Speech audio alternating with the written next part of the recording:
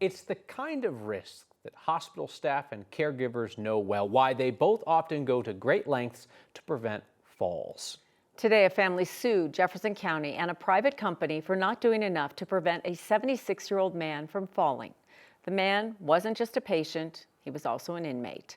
9 News Investigates reporter Chris Vanderveen has the story. We should warn you, some of the content of this story is graphic. As far as allegations go, That's the same plate. few reached levels more serious than the one that brought a pair of deputies to this home Easter Sunday 2023. Is James home? James, they believed, had tried to kidnap a runner earlier in the day. It was a remarkable claim considering. Hi, James. What's going on? Are you okay standing there? Well, I got Parkinson, so what's going on? Considering, at the age of 76, James often struggled to stand. Let me get. Well, hold up. Just Let me get a walker because I can't stand up to you. Hey, James, hang on. Stop. I'm gonna Stop. have you stand right here first. Stop. We're not going back in right now. Who is Jim Purdy? Yeah, that's not a simple question. Brooke Grenemeyer The simple answer is he was my dad. watched time rob her dad of the identity he spent decades building.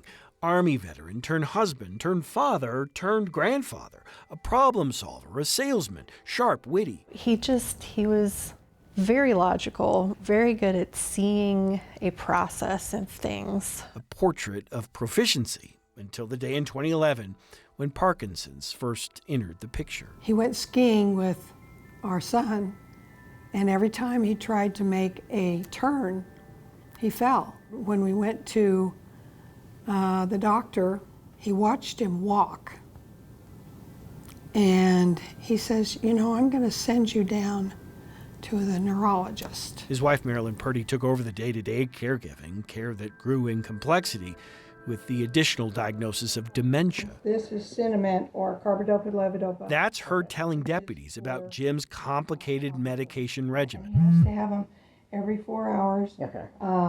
10 to 6, 10 to 6. You are under arrest right now.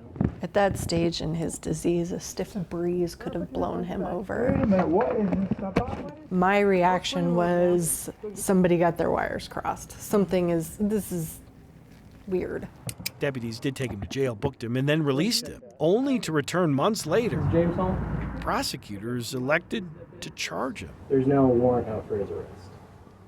So we do have to take him in today, yeah. You're kidding. He is sick.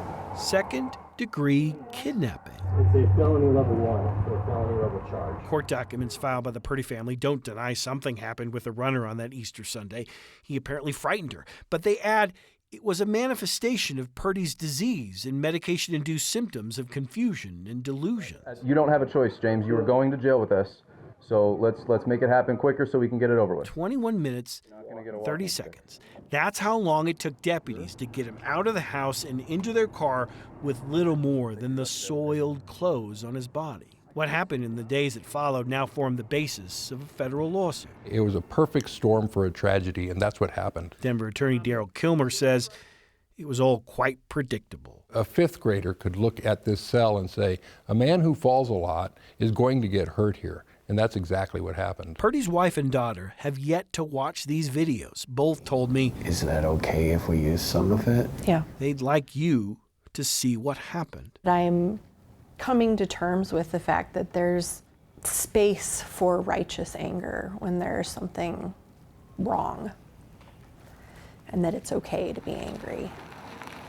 Inside the Jefferson County Jail, a jail staffed by a private medical company known as Vital Corps, Jim Purdy did what people with Parkinson's and dementia often do, over and over and over again, over the course of 3 weeks. They say almost 100 times. I can't imagine the amount of pain that he was going through. All of the bruises and gashes, a big injury to his head, and he was by himself.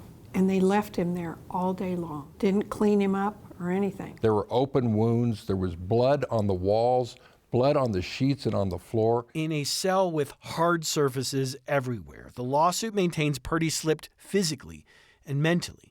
in and out of hallucinations. 23 days into it, he went to a hospital where his wife of 44 years snapped pictures we believe too graphic to share. This is not okay. This is not okay to treat someone with this level of indifference when they very clearly need someone else's help to survive. In the hospital, Purdy developed sepsis and meningitis. He died after a week in hospice care. The autopsy concluded blunt force injuries from traumatic fall prompted it. Normally the way this works. An issue Purdy himself worried about during his arrest. Do you know how many times I fall down? I fell down eight times a day. This should never happen again. Not even once. It shouldn't have happened this time.